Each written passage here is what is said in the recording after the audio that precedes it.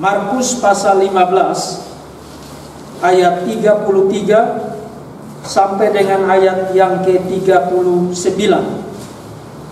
Kalau sudah temukan, silakan perhatikan dan saya akan bacakan narasi itu bagi kita sekalian. Pada jam 12, kegelapan meliputi seluruh daerah itu dan berlangsung sampai jam 3. Pada jam 3, berserulah Yesus dengan suara nyaring, Eloi, Eloi, lama sabachthani, yang berarti, Allahku, Allahku, mengapa engkau meninggalkan aku? Mendengar itu beberapa orang yang berdiri di situ berkata, lihatlah, ia memanggil Elia. Maka datanglah seorang dengan bunga karang, mencelupkannya ke dalam anggur asam, lalu mencucukkannya pada sebatang bulu dan memberi Yesus minum, serta berkata, baiklah kita tunggu dan melihat apakah Elia datang untuk menurunkan dia. Lalu berserulah Yesus dengan suara nyaring dan menyerahkan nyawanya. Ketika itu tabir bait suci terbelah dua dari atas sampai ke bawah.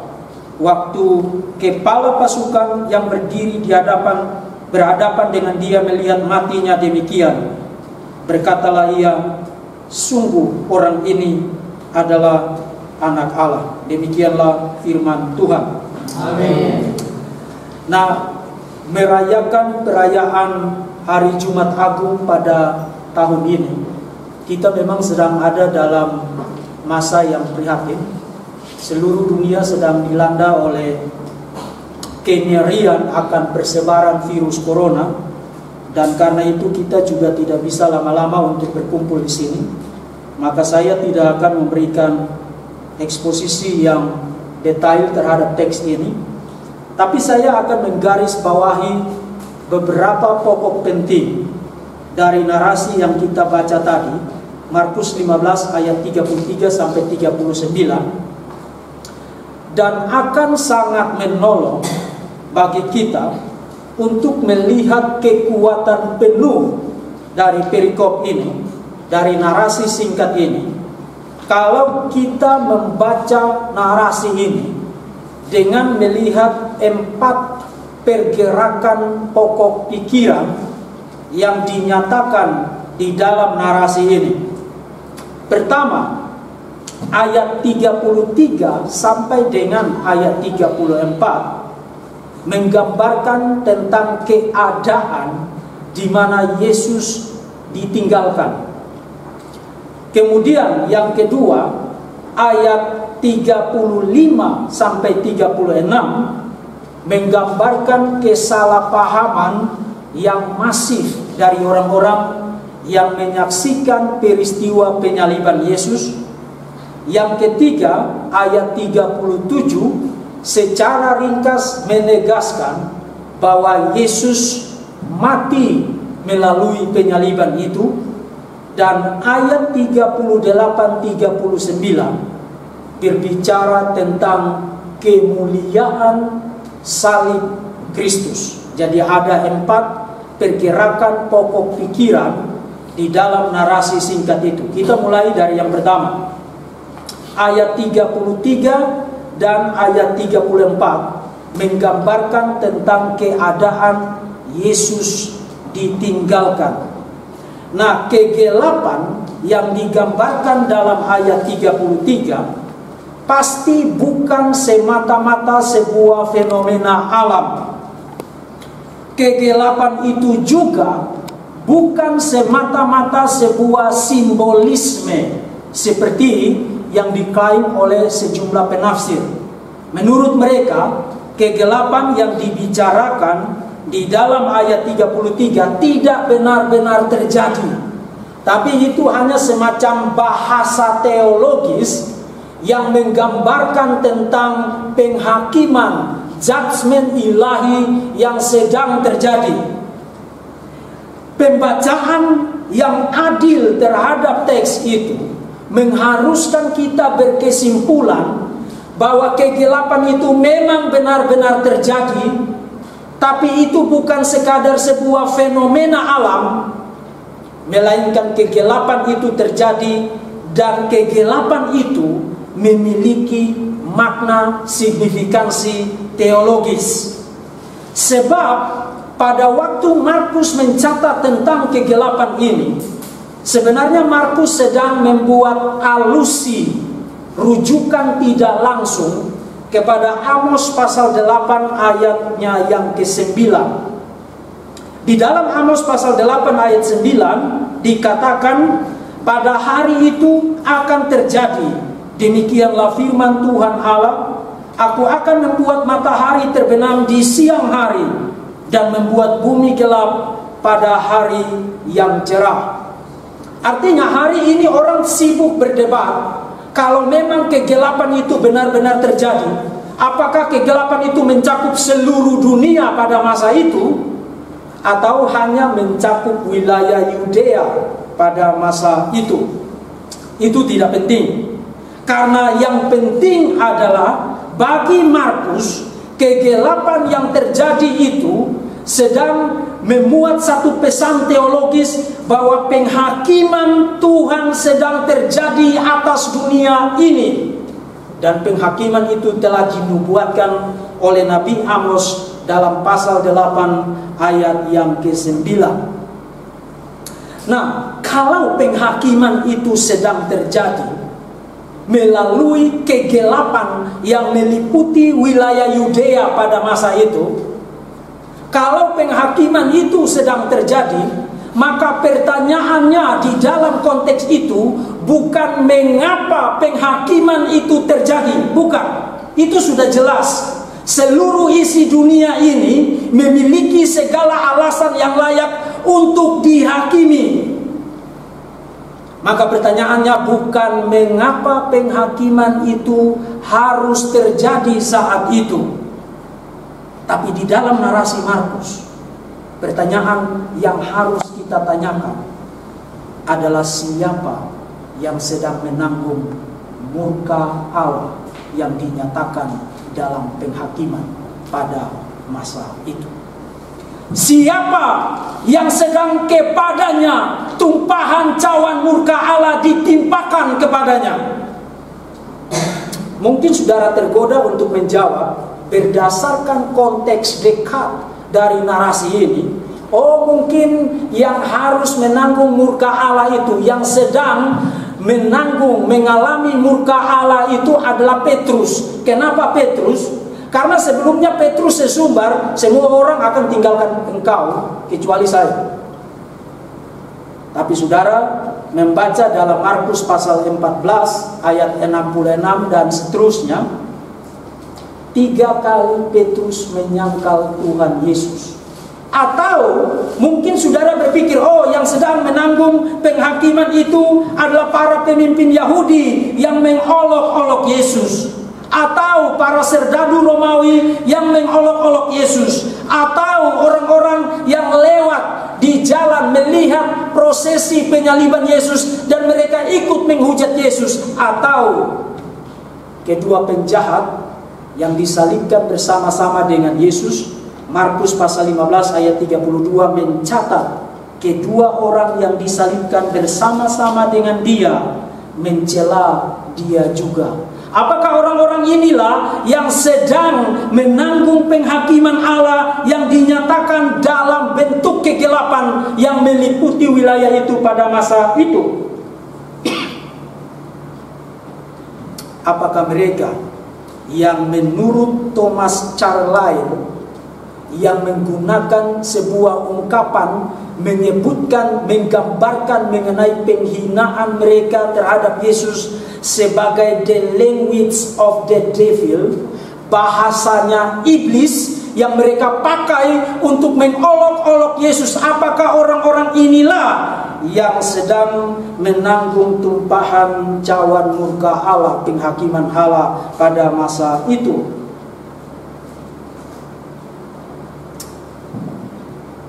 Seluruh ciptaan, sekali lagi, memiliki segala alasan untuk dihakimi oleh Allah. Tetapi kalau saudara pembaca yang cerdas, saudara akan melihat bahwa ternyata bukan mereka yang sedang kepadanya penghakiman Allah dinyatakan. Sebab di tengah hiruk pikuk dari olokan demi olokan, hinaan demi hinaan itu, tiba-tiba menerobos keluar dari mulut sang juru selamat kata-kata yang sangat luar biasa menggetarkan jiwa. Eloi, Eloi, lama sabachthani. Itu adalah kata-kata di dalam bahasa Aramaik, merupakan kutipan dari Mazmur pasal 22 ayat 1, yang karena Markus menulis kepada orang-orang yang ada di Roma, mereka tidak mengerti bahasa Aramaik, maka dia menerjemahkannya bagi mereka. Allahku, Allahku, mengapa engkau meninggalkan aku? Nah, ini yang menarik adalah begini. Kalau saudara baca Mazmur pasal 22, konteks dari Mazmur itu bicara tentang orang benar yang menderita. Dia mengalami penderitaan, tapi penderitaan itu terjadi bukan karena kesalahannya dia sendiri. Maka dia berseru kepada Tuhan supaya Tuhan menolong dia. Lalu di bagian akhir dari Mazmur itu, sang pemazmur, orang benar yang menderita bukan karena kesalahannya itu, mengalami pertolongan Tuhan dan berseru di dalam kemenangan. Nah, itu konteks dari Mazmur pasal 22 yang ayat satunya dikutip oleh Yesus.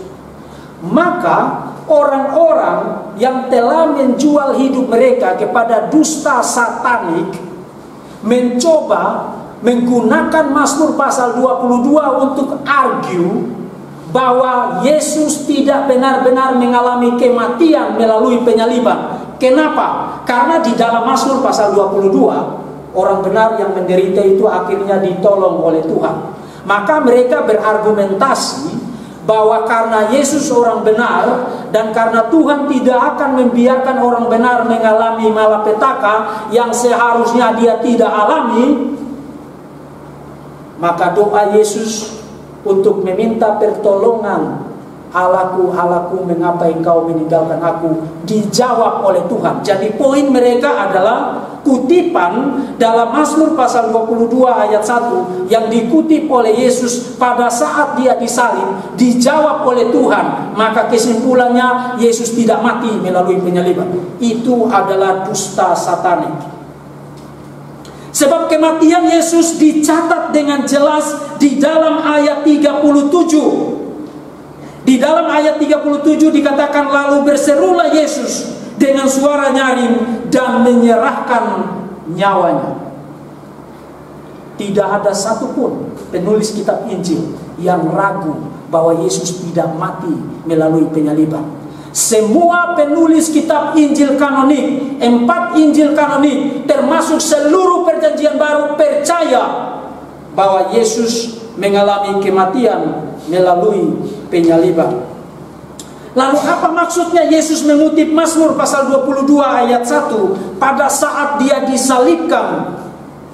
Apa maksudnya Yesus mengutip Eloi, Eloi, lama sabachthani? Nah, Profesor Grant Osborne memberikan penjelasan yang menurut saya persis menggambarkan maksud Yesus mengutip Mazmur itu. Sekarang pada salib itu, dia yang sepenuhnya hidup bagi Bapa mengalami alienasi. Alienasi itu keterasingan, dipisahkan. Mengalami alienasi penuh dari Allah yang merupakan bagian dari penghakiman yang harus ia tanggung.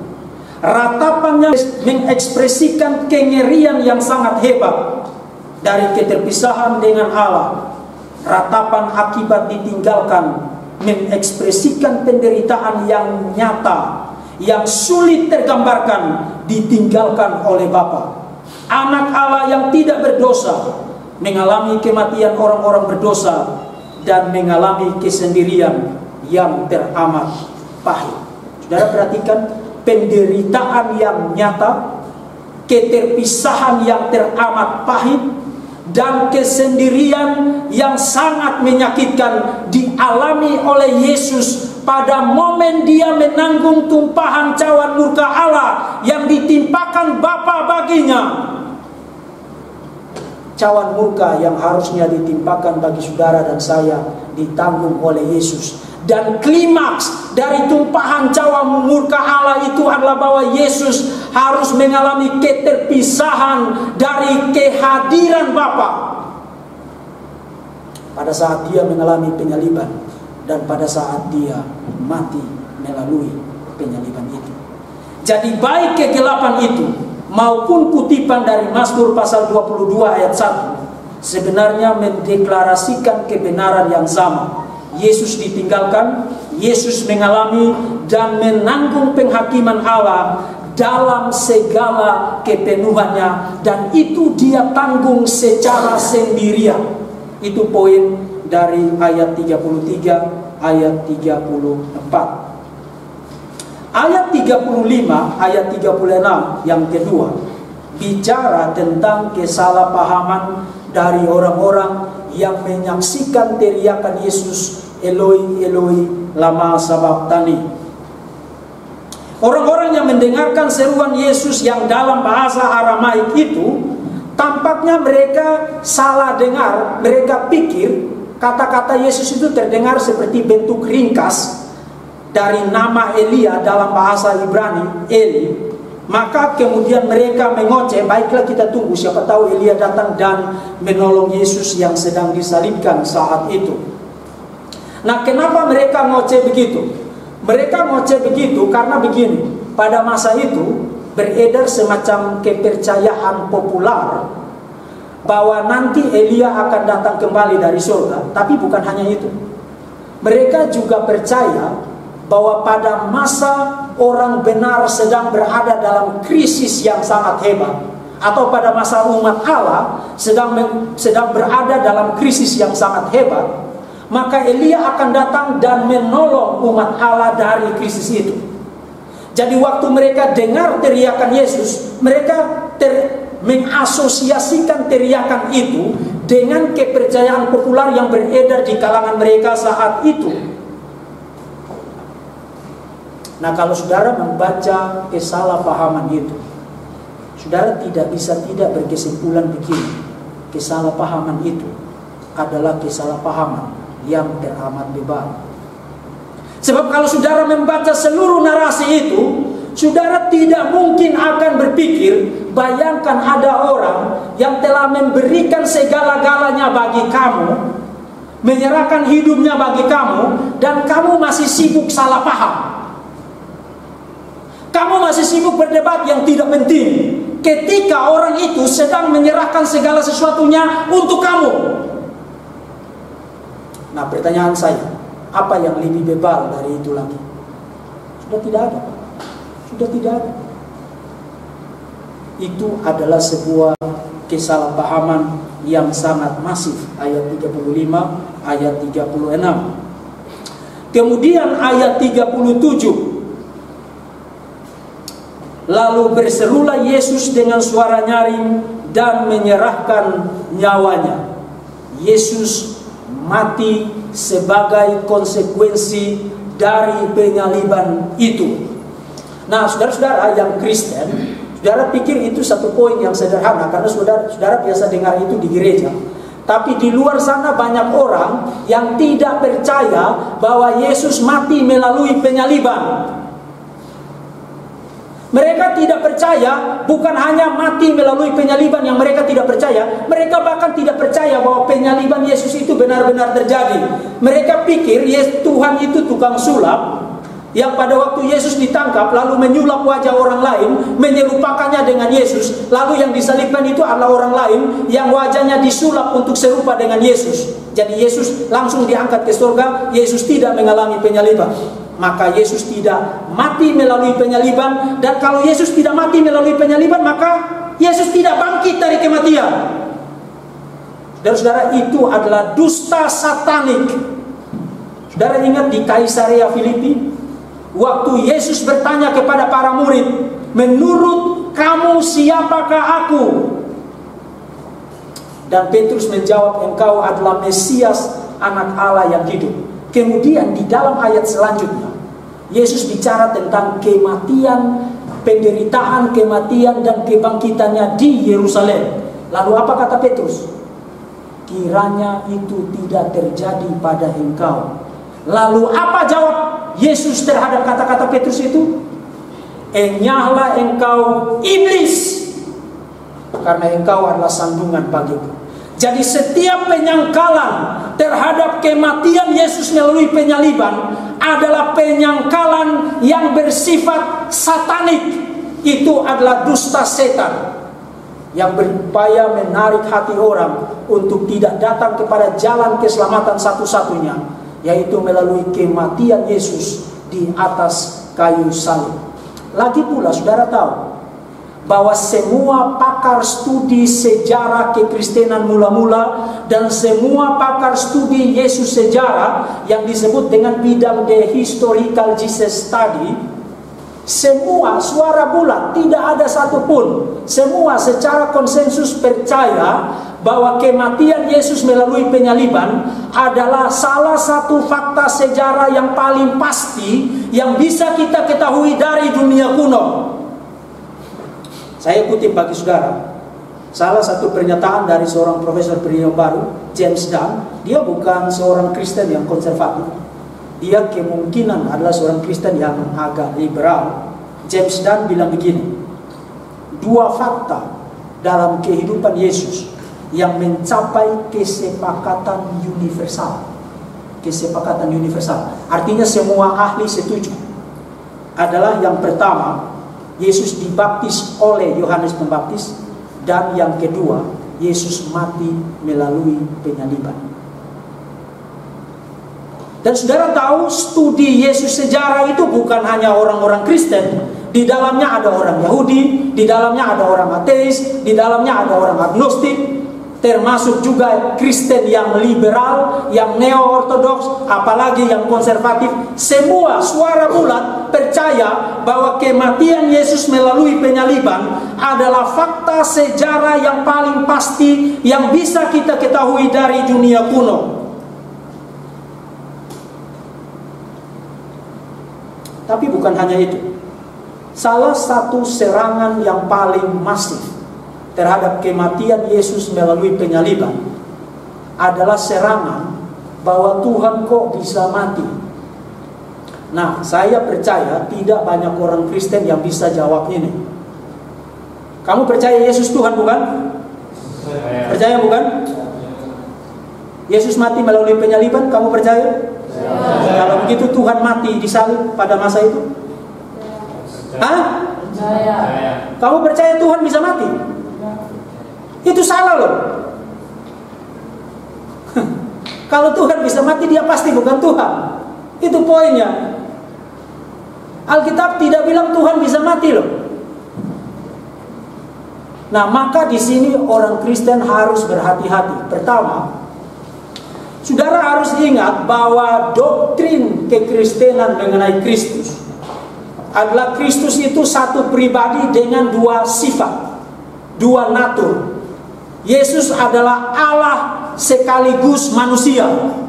Yesus adalah Allah yang menjadi manusia. Pada saat dia menjadi manusia, dia tidak berhenti jadi Tuhan. Dia adalah Tuhan, tapi menambahkan satu sifat, yaitu sifat manusia. Jadi dia satu orang, satu pribadi dengan dua sifat. Sifat ilahi dan sifat manusia. Pada saat Yesus mengalami penderitaan, mengalami penyaliban, mengalami kematian, yang mati itu bukan Tuhan, tapi manusia. Dan itulah yang dikatakan oleh Filipi pasal 2 ayat 5 sampai dengan ayat 11. Mari kita baca Filipi pasal 2 ayat 5 sampai 11 supaya saudara jangan salah. Hendaklah kamu dalam hidupmu bersama menaruh pikiran dan perasaan yang terdapat juga dalam Kristus Yesus, yang walaupun dalam rupa Allah tidak menganggap kesetaraan dengan Allah itu sebagai milik yang harus dipertahankan, melainkan telah mengosongkan dirinya dan mengambil rupa seorang hamba dan menjadi sama dengan manusia. Lalu perhatikan ayat 8, ini sangat penting sekali. Dan dalam keadaan sebagai manusia, Ia telah merendahkan dirinya dan taat sampai mati, bahkan mati di atas kayu salib. Jadi waktu dia mati di atas kayu salib, dia mati dalam keadaan sebagai manusia. Itu jelas. Lalu 1 Petrus pasal 3 ayat 18. 1 Petrus pasal 3 ayat 18. Sebab juga Kristus telah mati sekali untuk segala dosa kita, Ia yang benar untuk orang yang tidak benar, supaya Ia membawa kita kepada Allah. Perhatikan, Ia yang telah dibunuh dalam keadaannya sebagai manusia. Sekali lagi, Ia yang telah dibunuh dalam keadaannya sebagai manusia, tetapi yang telah dibangkitkan menurut roh. Jadi yang dibunuh, yang disalibkan, yang mati itu adalah Jadi jangan salah. Itu sebenarnya perlu tekolan. Ya. Sebab hari ini saudara tidak bisa jualan klaim omong kosong di luar sana. Pergi ke luar sana, lalu yang penting hatimu tulus, yang penting jujur, yang penting punya niat dan seterusnya, lalu saudara sudah bisa melayani Tuhan. Di luar sana tantangan terhadap imanmu itu sangat masif. Itulah sebabnya engkau perlu studi secara baik, secara benar, secara serius, supaya ketika engkau di luar sana engkau bisa memberikan jawaban yang alkitabiah dengan teologi yang benar kepada setiap tantangan di luar sana. Jadi apakah Tuhan bisa mati? Tidak. Karena pada saat Yesus mengalami penderitaan, pada saat Yesus disalibkan, pada saat dia mati, dia mengalami semua itu sesuai kitab suci dalam keadaan sebagai manusia. Jadi mereka yang mencoba mengatakan kepadamu bahwa Tuhanmu bisa mati, mereka memutarbalikkan kebenaran dan melemparkan dusta kepadamu. Maka dusta dan ketidakbenaran itu harus ditelanjangi, supaya kebenaran salib Kristus dapat dilihat dengan jelas. Dan Injil, kabar baik yang diberitakan atas dasar penderitaan, penyaliban, kematian, dan kebangkitan Kristus dapat dilihat kuasanya dalam spektrumnya yang penuh. Jadi saudara harus hati-hati. Tuhan tidak bisa mati. Waktu Yesus mati, dia mati dalam keadaan sebagai manusia. Kenapa? Karena Yesus adalah Allah yang menjadi manusia. Jadi saudara jangan salah. Itu yang ketiga. Yang keempat, kemuliaan salib Kristus.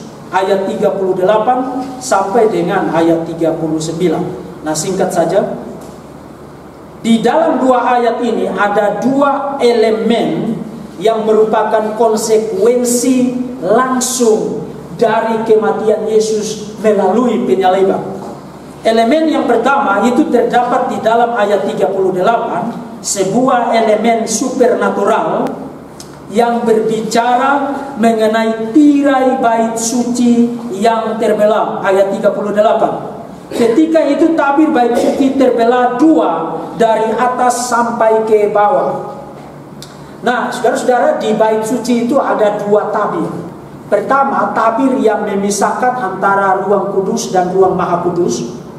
Jadi di dalam ruang maha kudus itu hanya imam besar yang boleh masuk ke situ 1 tahun 1 kali mempersembahkan korban penebusan, dan tidak boleh ada orang lain yang masuk ke situ. Sebab orang lain kalau masuk ke situ dia bukan imam besar dan dia masuk dalam keadaan najis, maka dia pasti mati di dalam ruang maha kudus itu. Itu tirai yang pertama. Tapi tirai yang kedua adalah tirai yang memisahkan antara pelataran bagi bangsa-bangsa dengan pelataran bagi orang-orang Yahudi. Nah, tidak jelas tirai yang mana yang dimaksudkan di dalam teks ini. Apakah tirai yang memisahkan ruang maha kudus dan ruang kudus di dalam bait suci, atau tirai yang memisahkan pelataran bagi bangsa-bangsa dengan bagian yang bagi orang-orang Yahudi di dalam lokasi bait suci itu? Tidak jelas.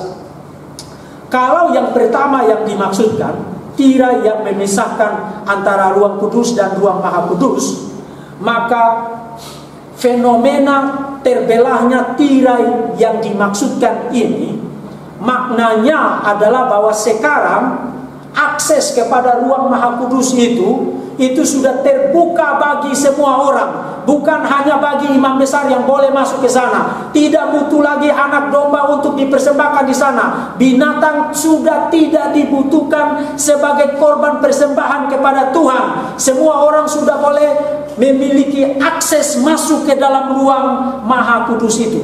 Itu kalau tirai yang pertama yang dimaksudkan. Sebab saudara ingat, di dalam Yohanes pasal 2, Yesus pernah menyatakan, robohkan bait suci ini, dan aku akan membangunnya dalam 3 hari.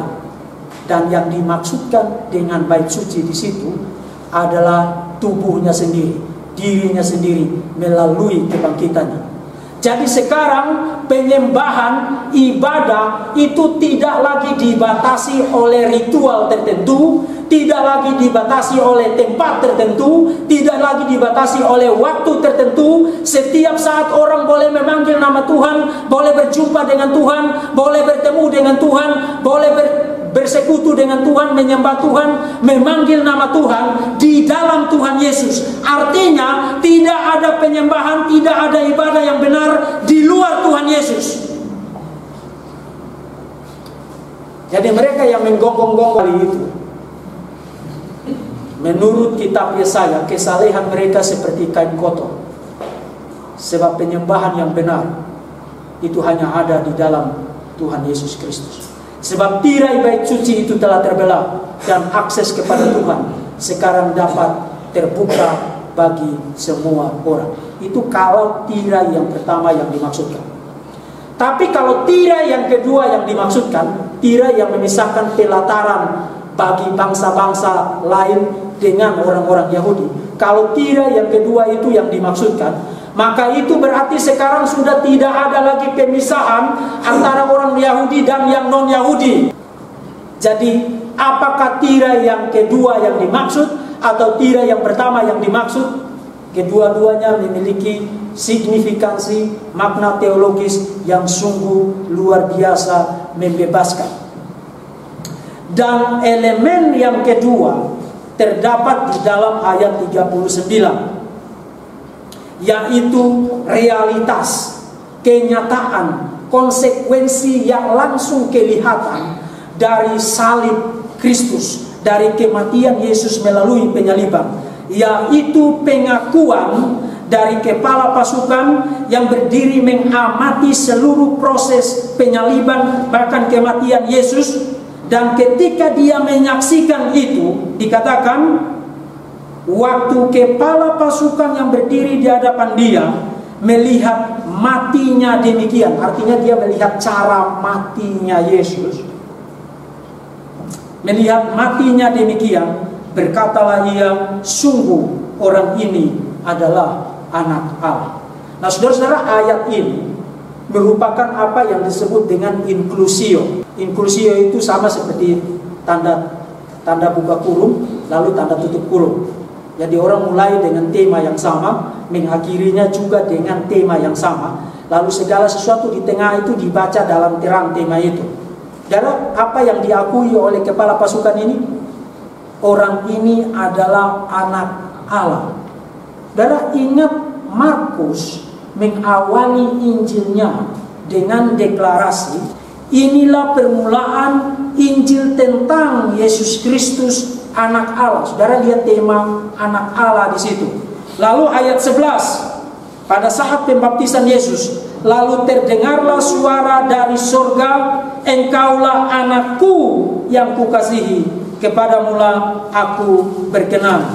Lalu pasal 9, maka datanglah awan menaungi mereka. Ini pada saat momen transfigurasi di atas bukit.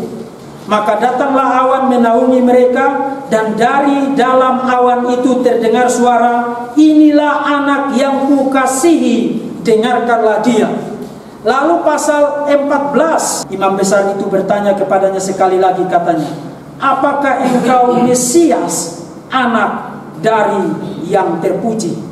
Jawab Yesus, akulah dia, dan kamu akan melihat Anak Manusia duduk di sebelah kanan Yang Maha Kuasa dan datang di tengah-tengah awan-awan di langit. Jadi saudara lihat, di dalam seluruh Injil Markus, tema Yesus sebagai anak Allah merupakan tema yang sangat dominan. Artinya saudara akan gagal membaca Injil Markus kalau saudara melepaskan pembacaan itu dari tema Yesus sebagai anak Allah. Dan tema itu bahkan muncul pada momen klimaks dari kehidupan Yesus ketika dia mengalami kematian melalui penyaliban. Kepala pasukan ini melihat cara kematian Yesus, kemudian mengaku, sungguh orang ini adalah anak Allah. Nah, ini adalah satu ironi yang sangat besar, karena saudara lihat di sepanjang pasal 14, mulai dari dia diadili sampai dengan dia mengalami prosesi penyaliban, sampai dengan dia disalibkan, yang didapatkan Yesus adalah hinaan, olokan, ejekan dari berbagai macam orang, dari berbagai macam kalangan. Tapi persis di mana pada momen ketika dia mengalami kematian, ada satu orang yang melihat kemuliaan dari peristiwa kematian Yesus melalui penyaliban, dan dia mengaku Yesus adalah anak Allah. Saudara-saudara tidak bisa diselamatkan, mendapatkan manfaat dari kematian Yesus melalui penyaliban, kecuali kalau saudara mengaku Yesus adalah anak Allah. Anak Allah yang tidak berdosa, yang menyerahkan hidupnya sebagai ganti bagi saudara dan saya. Kita yang seharusnya mati di atas salib itu, kita yang seharusnya menanggung tumpahan cawan murka Allah, tapi Yesus anak Allah yang suci dan yang tidak berdosa itu memberikan nyawanya sebagai ganti bagi kita. Nah, saya akan mengakhiri renungan ini dengan mengingatkan saudara akan seorang scholar, seorang sarjana yang sangat jenius, sangat brilian. Dia hidup pada abad ke-18, lahir pada tahun 1731 dan mati pada tahun 1800 persis. Namanya adalah William Cowper. William Cowper ini adalah seorang sarjana Inggris yang sangat jenius. Dia biasa menulis esai untuk dibaca oleh para mahasiswa di Oxford dan di Cambridge. Saudara tahu Oxford dan Cambridge itu adalah universitas-universitas yang sangat prestisius di dunia, bahkan sampai dengan sekarang. Dan Cowper menulis esai-esai akademis untuk dibaca oleh para mahasiswa di dua universitas terkenal ini. Tapi terlepas dari kejeniusan, Mr. Cowper ini, Pak Cowper ini mengalami depresi yang sangat hebat. Dan dia sebanyak tidak kurang dari 4 kali harus masuk rumah sakit jiwa. Dan setiap kali masuk itu ada yang tidak kurang dari 1 tahun. Dia mengalami tekanan kejiwaan yang luar biasa hebat, hidup dalam penderitaan, tapi otaknya sangat jenius. Dia menulis karya-karya akademis yang menolong banyak orang, membuat orang banyak menjadi pintar. Kemudian dia mati. Dia mati dalam keadaan yang sangat mengenaskan. Lalu beberapa saat kemudian ada seorang penulis puisi, seorang penyair perempuan, namanya Elizabeth Barrett Browning. Elizabeth Barrett Browning menulis puisi mengenai Cowper dan memberi judul puisinya Cowper's Grave, kuburannya Cowper. Puisi yang panjangnya tidak kurang dari 3 halaman itu menggambarkan tentang penderitaan, tentang kejeniusan dan penderitaan dari Cowper sampai pada saat dia mati. Dan pada bait terakhir dari puisi berjudul Cowper's Grave itu, Browning mengutip kata-kata Yesus. Dan poin dari Barrett Browning adalah bahwa pada momen ketika Yesus disalibkan, mengucapkan, mengutip dari Mazmur pasal 22 ayat 1, Allahku, Allahku, mengapa engkau meninggalkan aku? Yesus meneriakan itu supaya kuper di dalam kekekalan tidak berseru, Tuhan, Tuhan, mengapa engkau meninggalkan aku? Saudara-saudara, pada salib yang hening itu, Yesus pernah berteriak, Tuhan, Tuhan, Allahku, Allahku, mengapa engkau meninggalkan aku? Supaya saudara dan saya nanti di hadapan Tuhan tidak berseru, Tuhan, Tuhan, mengapa engkau meninggalkan aku? Yesus berseru demikian supaya kita tidak perlu menyerukan seruan yang sama ketika kita berhadapan dengan penghakiman Tuhan. Sebab tanpa anak Allah berseru, Allahku, Allahku, mengapa engkau meninggalkan aku, maka kita semua pada satu saat nanti di hadapan Tuhan, ketika Tuhan menghakimi kita, kita akan berseru, Allahku, Allahku, mengapa engkau meninggalkan aku. Tetapi karena seruan itu telah diserukan oleh Kristus, maka mereka yang berseru bersama dengan kepala pasukan itu, sungguh orang ini adalah anak Allah. Tidak perlu lagi berseru, Allahku, Allahku, mengapa engkau meninggalkan aku. Amin.